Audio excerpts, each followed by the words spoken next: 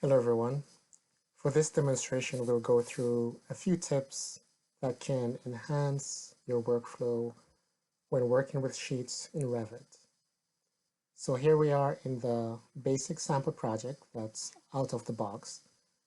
And we're going to go to the first floor plan. Now here we have two plans on one sheet, but we want to separate them so we can demonstrate how the stacking is done.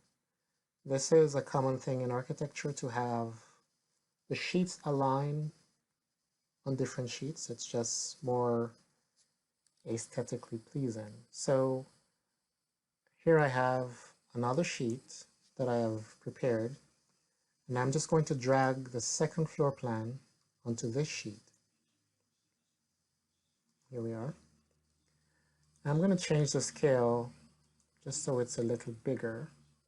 Go to Properties, and I'll choose 3/16.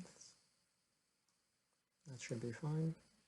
And I'll change the scale on the other one as well to the same thing,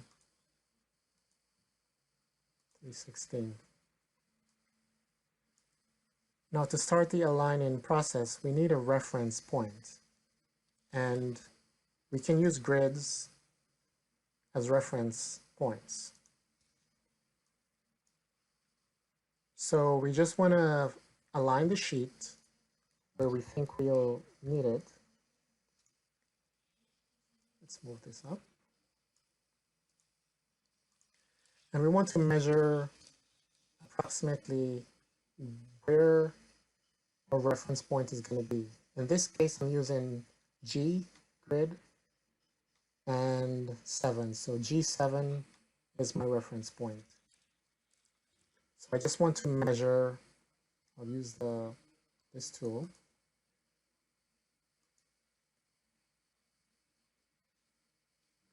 And we see that it's 3 inches vertically, 3 inches vertically, and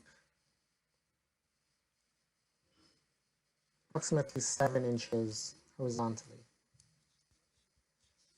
So then what we'll do is edit the family of the title block. And we want to use the same measurements that we had. We said it was 3 inches vertically.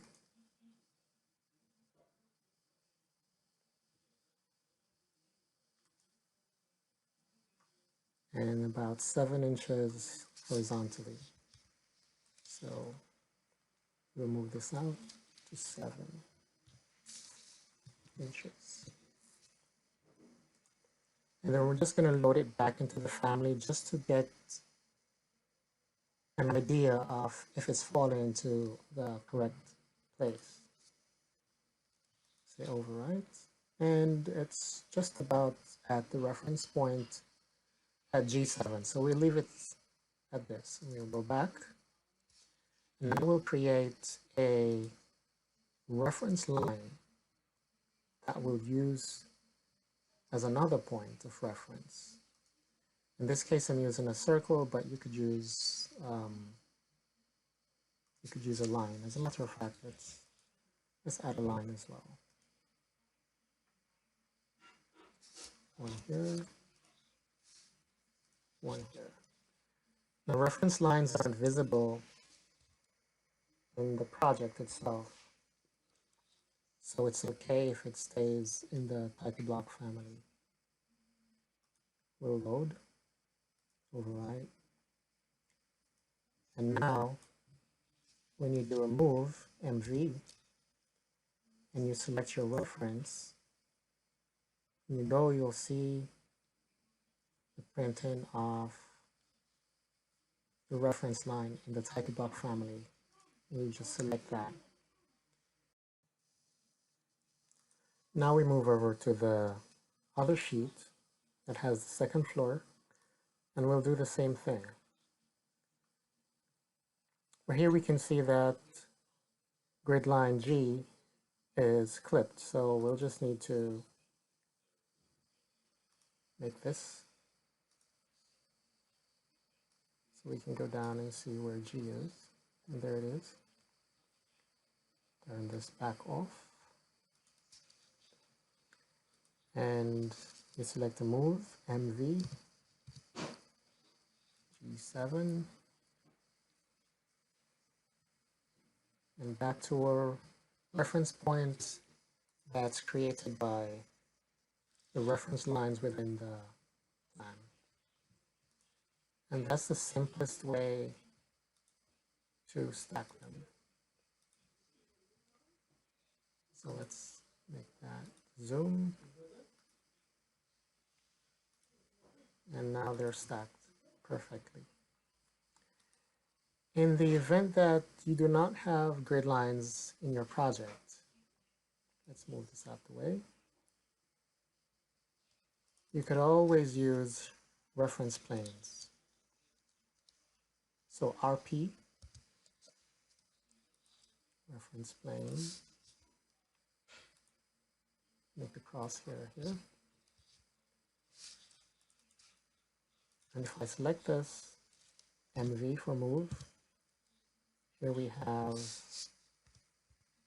we'll tab around until we get to the center intersection. There we go.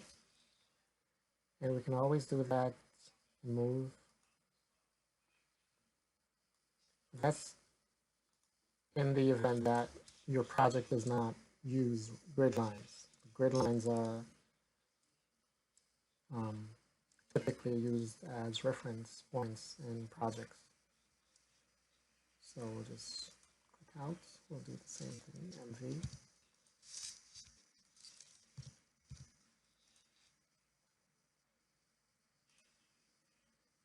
There we go. Another tip we could look at is how to copy legends from one sheet to multiple sheets. So, for example, we have general notes legend here. If we have it on the sheet, let's say it's here. Typically for legends, you don't want to have the title shown, so we'll turn that off, no title. Type. And we just need to copy to the clipboard, paste, align to selected views, and all we need to do is select the view that we want legend to be pasted on. And it would be paste in place, so it's going to be stacked as well. So you can see here. In this case, let's move it down.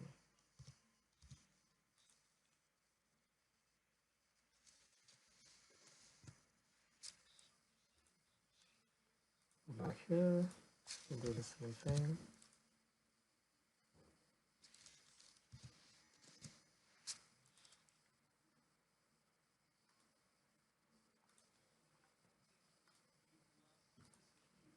There you have it. Stacked legend, stacked floor plan.